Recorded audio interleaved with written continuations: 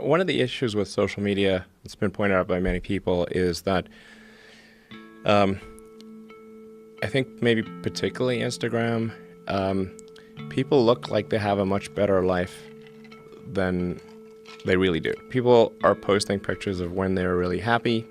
They're modifying those pictures to be better looking. Even if they're not modifying the pictures, they're at least selecting the pictures for the best lighting, the best angle. So people basically seem they're way better looking than they basically really are, and they're way happier seeming than they really are. So if you look at everyone on Instagram, you might think, man, there are all these happy, beautiful people, and I'm not that good looking and I'm not happy. So I must suck, and that's gonna make people sad. So when in fact, those people you think are super happy, actually not that happy. Some of them are really depressed. They're very sad. Some of the happiest seeming people, actually some of the saddest people in reality.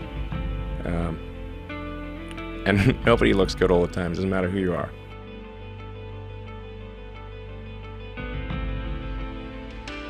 People shouldn't think, well, I feel fear about this and therefore I shouldn't do it. It's normal to feel fear. If you just accept the probabilities, then that diminishes fear. So when starting SpaceX, I thought the odds of success were less than 10%. And I just accepted that actually probably I would just lose everything. But that maybe would make some progress. If we could just move the ball forward, even if we died, maybe some other company could pick up the baton and keep moving it forward. In '69, we were able to go to the moon with the Saturn V, and then the space shuttle could only take people to low Earth orbit, and then the space shuttle retired. I mean, that trend is basically trends to zero. And people sometimes think technology just automatically gets better every year, but it actually doesn't. It only gets better if smart people work like crazy to make it better. That's how any technology actually gets better. And by itself, technology, if people don't work on it, actually will decline. You may have heard me say that it's good to think in terms of the physics approach of first principles, which is, rather than reasoning by analogy, you boil things down to the most fundamental truths you can imagine and you reason up from there. And this is a good way to figure out if something really makes sense or if it's just what everybody else is doing. Now is the time to take risk. As you get older, your obligations increase. And once you have a family, you start taking risk not just for yourself, but for your family as well. It gets much harder to do things that might not work out. So now is the time to do that before you have those obligations. So I would encourage you to take risks now. Do something bold. You won't regret it. I try to convince people to slow down AI, to regulate AI. This was futile. I tried for years. It could be terrible, and it could be great.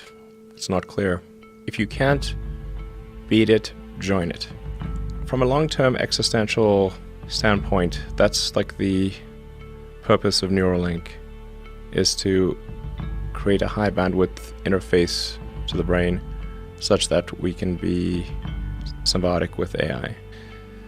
Now, if we can have a third layer, which is the AI extension of yourself, that is also symbiotic. And there's enough bandwidth between the cortex and the AI extension of yourself such that the AI doesn't de facto separate. Enable anyone who wants to have superhuman cognition. You will be essentially snapshotted into a computer at any time. If your biological self dies, you could probably just upload into a new unit. It just becomes a very unstable situation, I think, if you've got any incredibly powerful AI. You just don't know who's going to control that. So it's not as though I think that the risk is that the AI would develop a will of its own right off the bat. I think the concern is that someone may use it in a way that is bad. And even if they weren't going to use it in a way that's bad, that somebody could take it from them and use it in a way that's bad. There are two futures, and one future is we're out there among the stars, and the things we read about and see in science fiction movies, the good ones, are true. We have these starships, and we're going to see what other planets are like, and we're a multi-planet species, and the scope and scale of consciousness is expanded across many civilizations and many planets and many star systems. This is a great future. This is a wonderful thing to me, and that's what we should strive for.